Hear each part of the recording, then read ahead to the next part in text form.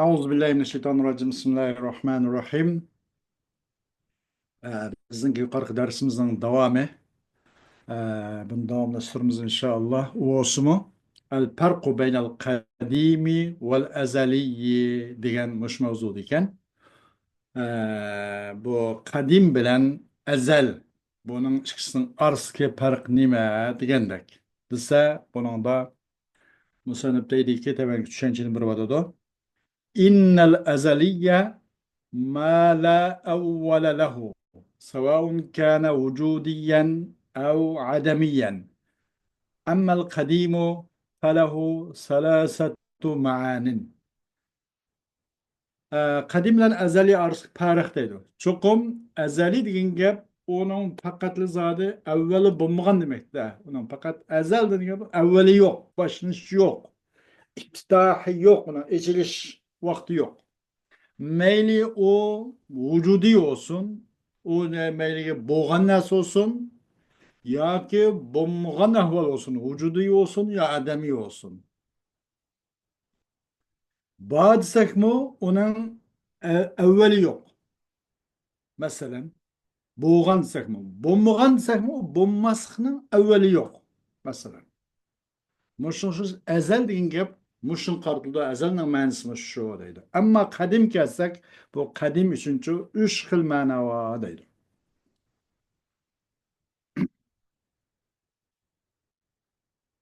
المعنى الأول هو ما لا أول له فيكون مرادفا للأزلي فيطلق كل من اللفظين على الله بمعنى أنه لا أول له. Birinci manası bu ezeli. Bu neminki bu azalininki birinci kadimning birinci manisi, azalining bir manisi bo'lgan bo'ldi. Mayli u vujudiy olsun, adamiy olsun, avval bo'lmagan narsaning o'zigacha azali degan bo'ladi. Ammo qadim kelsak, üç ma'noda ishlatilgan bo'lib, buning birinchi ma'nosi emas, uning faqat avvali yo'q. Avvali bo'lmagan narsa ishlatildi deydi. Qadim degan gap. Unda bo'lgandan keyin buni azali bilan ma'nodosh bo'lgan bo'ladi. Azaliga muradib ma'nodoshgan bo'ladi. Chunki azalining ma'nosi mana shu yana. Mayli u vücudi olsun yoki adamiy olsun, avval bo'lmagan narsani o'zini degan to'q azali degan to'q. Bu qadimning bu ana uch ma'noning birinchisi uning avval bo'lmagani. Avval yo'q degan gap bu azali bilan ma'nodosh demakchi deydi. İşletildi bu ezeli ve ebedi, ezeli ve kadimden ibaret her bir kelimene işkile bizim boğan her bir Allah Teala işletildi deydi. Yemeğin şundan çıkım şu mana olan çıkım Allah Subhanahu Teala la evvele lah. Onun iftihı başlanışı evvel yok deyin gap. Şu mana olan bu ezel ve kadim deyin gaplarını özüne Allah Teala işletildi deydi.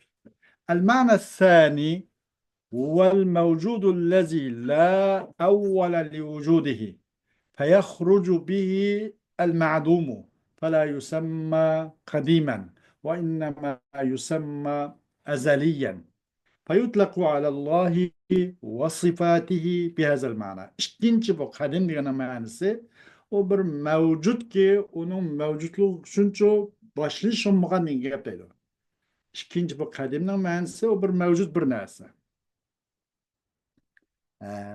Ki onun faqatla vücud uchun, buningki mutlaq mevcutluq uchun avvali yo'q, boshlanishi yo'q. Mevcut degan ma'no ishlatildi deydi. Bunda bo'lgandan keyin bu ma'no bilan ma'dum bo'lgan narsa chiqib ketadi deydi. Ma'dum chiqib ketadi. Atalmaydı bu ma'dum neço, qadim deb atalmaydı.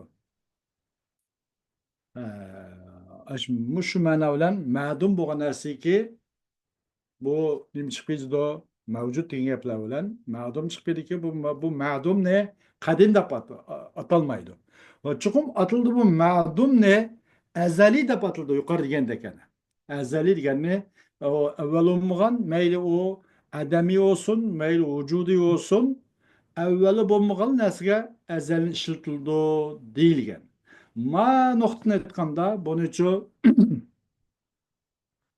buni azaliy deb ataladi deydi. Chuqum ataladi nimani? Ma'dumni azaliy deb ataladi. Ama mevcutni onu mu azaliy deb ataladi? Mevcut nima? Azran atalmaydı. O ma'dumni qadim deb atalmaydı. Ve chuqum ataladi. O ma'dumni ço azaliy deb ataladi. Çünkü azaliyning chiqisi var ana. Avval bo'lmagan narsa qartiladi, mayli vujudi olsun, mayli adamiy olsun degan. O jihatdan bu ma'dum azaliy deb ataladi. İşletildi endi bu qadimni ham Alloh taoloning zotigimi, Alloh taoloning sifatlariga ham ishlatildi. Mushu ma'no bilan deydi. Qadimni Allohga va Alloh taoloning sifatlariga ham ishlatildi deydi. Mushu ma'no bilanki uningki mavjudligininki avvali yo'q degan ikkinchi ma'no bilan Allohning sifatlarini ishlatildi deydi. Üçüncü ma'nosi المعنى الثالث القديم هو القائم بنفسه الذي لا أول له فيكون إطلاقه قاصرا على الله subhanahu ve taala. Üçüncü mənsi bu qadim degan nimasi? Qadim degan özlen tug'uchi. Başka hiçbir yerde o'rnog'ich emas, başka hiçbir kuchning ta'sir kuchguvchi emas, başka hiçbir kuchninki qo'llab-quvvat bilan turib qolgan emas. O'zlan qoim, bizatihi qoim. Ki uning avvali yo'q.